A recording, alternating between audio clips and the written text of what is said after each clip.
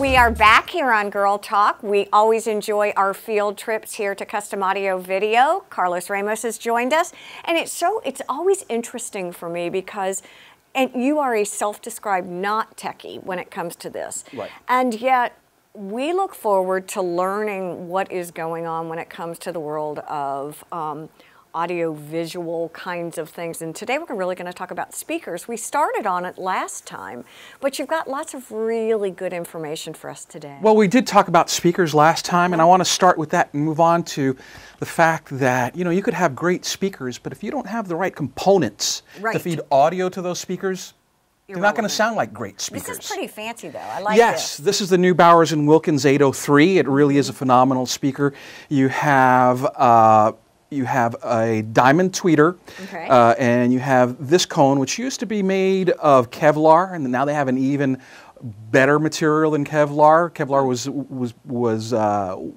was something that Bowers & Wilkins was using that nobody else was using, but now you have the continuum. And what's really neat about Bowers & Wilkins is that with these speakers like the mid-range and the tweeters, they use a decoupled system, meaning that there's actually a gel barrier in these speakers that keep it from getting distorted by the low-end speaker. What I'm thinking is, this is such a handsome piece. I would like this in any design motif. So there you go. I mean, it's the truth. Yeah, and the thing is a lot of people come in and they look at this design and they say, wow, that's interesting looking. And the truth is that this is not for looks. This is for audio dynamics. This is really done to minimize distortion in your audio. Very interesting. All right, so keep going. Talk to us about why components are so important. Is there a line that we need to pay attention to? There's basically a chain that, to think about. So this is the last link in the chain. This is where the sound basically creates waves in the air and it hits your ear. So what comes before that that's important as far as your audio? The beginning of that chain is the source. And a source is basically anything from like a Blu-ray player to a CD player, to an iPad, a smartphone, or a computer that you're using as a music server if you're having high-res music files. So that is your source. That's where your material and your music is coming from. That source then goes to the next part of the chain, and that's a preamp or a preamplifier. Preamplifier, And then we'll talk about the amplifier, which comes after that in just a moment. But what does the preamp do? It basically takes that signal from the source, and it allows you to do a number of different things. It allows you to manipulate that signal. It allows you to do equalization, either change the bass or the treble, or basically manage those. It allows you to control volume. Got it. It allows you to select sources. We were talking about the different types of sources before, right? CD player, Blu-ray player, computer with storage, iPad, smartphone. So it allows you to select which source you're going to be playing audio from. Right? And that's where an important consideration in your preamp comes in. So preamps have inputs. In other words, where your source connects to, what your source connects to on that preamp. So when you purchase a preamp, you have to consider how many inputs do I have, and how do you determine how many inputs your preamp needs? How many sources do you have? So depending on the number of sources you have or you think you will have, you need to take that into consideration as to how many inputs your preamp will Never even thought about that. So next in the chain, right? So now you're manipulating that sound, source, preamp. Amp. So what does the amp do? So your source and your preamp send a signal through, but that signal is basically at a very low level. It's not enough to really drive audio through speakers. So basically what an amp does is it amplifies the signal. Exactly. I'm starting to understand. It boosts that signal so that it's powerful enough to drive audio through your speakers. Now, with the preamp, where input was an important consideration, right? How many sources do you have? So how many sources am I going to input into that preamp? Now you've got the amp that's sending a signal out to speakers. So what's the important consideration there? Outputs. How many outputs does your amplifier have? In other words, how many speakers? In this room right here, we have only 2 speakers. So if that's all you're going to drive, your amplifier can be a 2-channel amp. But what if you are amplifying a surround sound room with 7, 9, 11 speakers? you have to account for that in all of your outputs.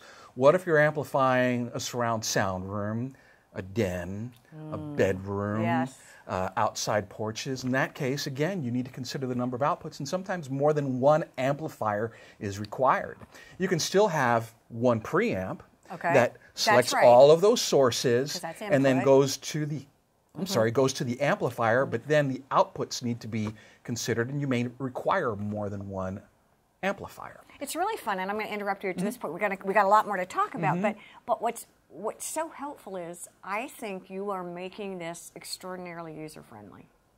And for that, I'm that's really what we're grateful. here for. Well, that's all right. So keep going. So here we are. We're on amplifiers. So we're on the amplifier, and what comes next are the speakers. But something that we haven't discussed is something that we have talked about in a previous episode. I believe it was in the fall, and it was a digital to analog.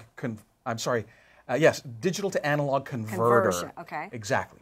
And what that does is it takes the digital signal, which is basically digital gibberish on an MP3 file on your CD player, and it changes it to an analog signal, which is basically what we hear.